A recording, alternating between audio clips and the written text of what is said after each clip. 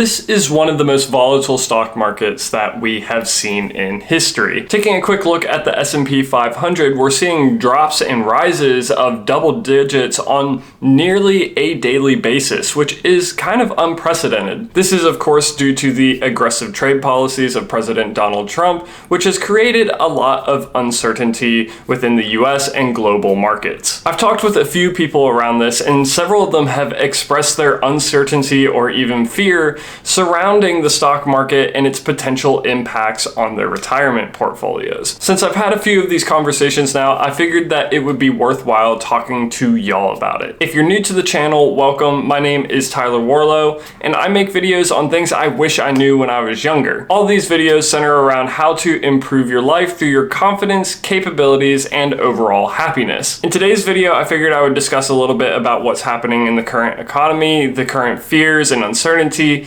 as well as what history has shown and what you can personally do in order to protect your money or even take advantage of the situation. If that sounds interesting to you, let's go ahead and jump into the video. If you've been paying any sort of attention to the recent news, I'm sure you are well aware by now about just what is going on in the global markets. President Trump recently announced his reciprocal tariffs to the rest of the world, which has created a lot of uncertainty within the US markets. There's really no telling what's going to happen on a day-to-day basis, as from a year-to-date perspective, the stock market has lost about 7%, but in just today alone, as of recording this video, the stock market jumped up nearly 10%.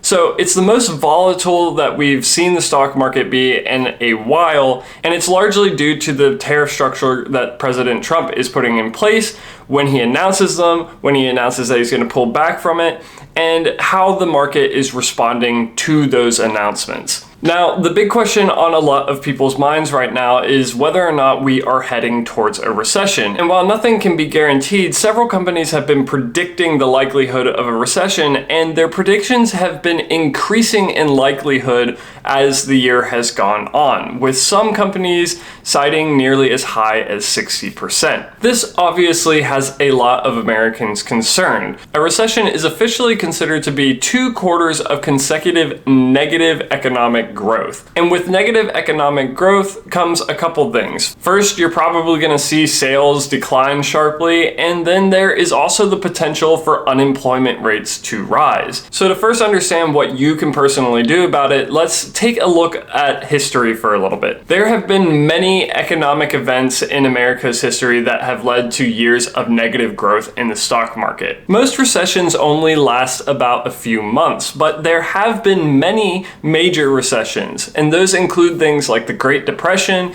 the dot-com burst, and the Great Recession of 2008. All of these time periods saw major declines in economic growth and increased rates of unemployment. However, it's important to note in almost all of those cases that after several years, the stock market actually ended up recovering and doing even better than it had done before. Even in the worst case, the Great Depression, after about 20 years, the stock market fully recovered. The reason that this is important is it's going to inform how you manage your portfolio moving forward in a state of volatility such as today. There is a very common mistake among investors whenever a recession starts to happen, and that's when they start seeing the prices going down, so they sell off their stocks, either in the hopes of cutting their losses or buying in when it gets lower. This can lead to a couple of different problems. First off, when it comes to timing the market and trying to buy at the lowest point,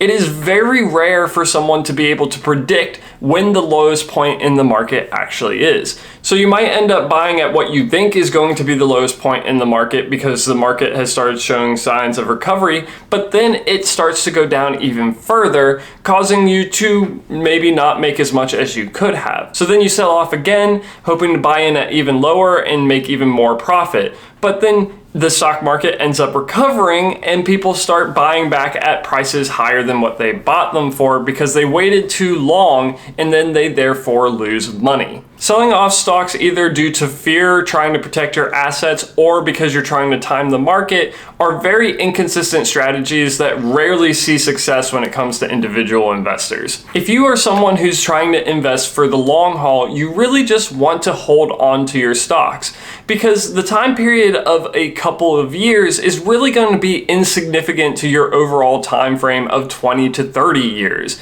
The stock market is going to recover. So whatever losses your portfolio experiences in the short 1 to 2, 3 year timeline are going to be recovered and likely gain even more as the economy continues to grow afterwards. So generally you want to hold on to the stocks that you already have rather than selling them. As the stock market continues to decline, you really should just continue to invest as you always have. This is going to allow you to buy stocks at cheaper prices and a discount compared to where you would have gotten them before. And then as the stock market recovers, you will then be able to reap the fruits of your labor. Try to look at it a little bit like this. It's almost like as if you were getting a deal on some fancy new electronic. Let's say that you went to the store and you saw the newest Samsung phone for 35% off. In your brain, you wouldn't be thinking, oh no, I shouldn't buy that because that must mean that something's wrong with it. In your brain, you might be thinking, that's actually a really good deal. I should go ahead and buy one of those. And if you were someone who was particularly savvy and might have had the extra money, you might have bought a second one so that you could then have resold it at full price to someone else. It's the same idea with the stock market. You want to take advantage of the opportunities that you have to buy the stocks at a discounted rate. Now, this is going to kind of lead me into my next point. Really, if you don't know much about investing, you should focus on some form of diversification of your stock assets. So rather than buying individual stocks, you can protect yourself by buying into indexes such as the S&P 500. This is going to give you diversification by giving you a little piece of all the companies within that index rather than building up a portfolio around a few key stock picks. This is generally thought to be a little bit safer than investing in individual stocks because you're investing in the index as a whole. So if individual stocks on that index happen to fall off, they'll just get replaced with new ones, and you're investing in those new ones rather than the stock that fell off. So for example, let's say that because of the recession, Apple happens to go under and no longer be viable as a company anymore. If you had bought $100,000 worth of Apple stock, you would have lost all of that money. But if you had instead invested $100,000 in an index fund, then any companies that ended up failing that were on that index fund would then be replaced with new companies. So your losses would not be nearly as substantial. And then because the stock market and the index would recover over time, you would likely make your money back over time rather than losing it all to a dead company. So generally speaking, my advice is to continue investing as you have before, buying through the recession and holding on to the stocks that you already had.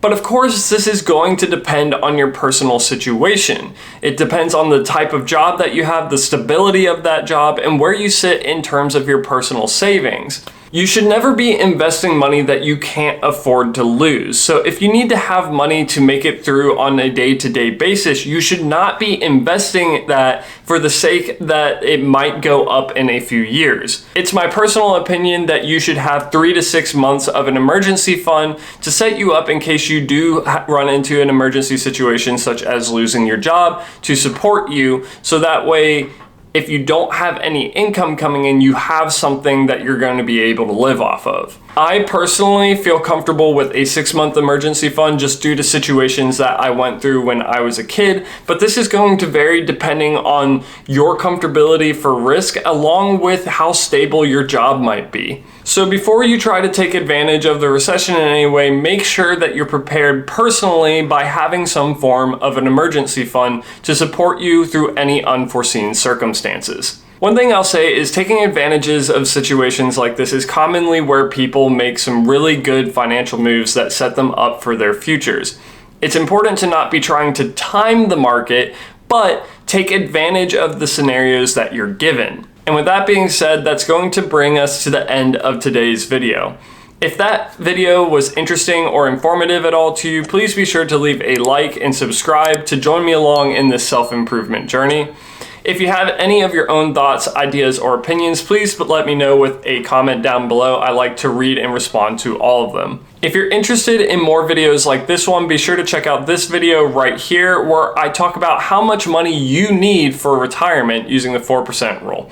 If you're more interested in my most recent stuff, be sure to check out this video right here. But until the next time, this is Tyler Warlow, signing off.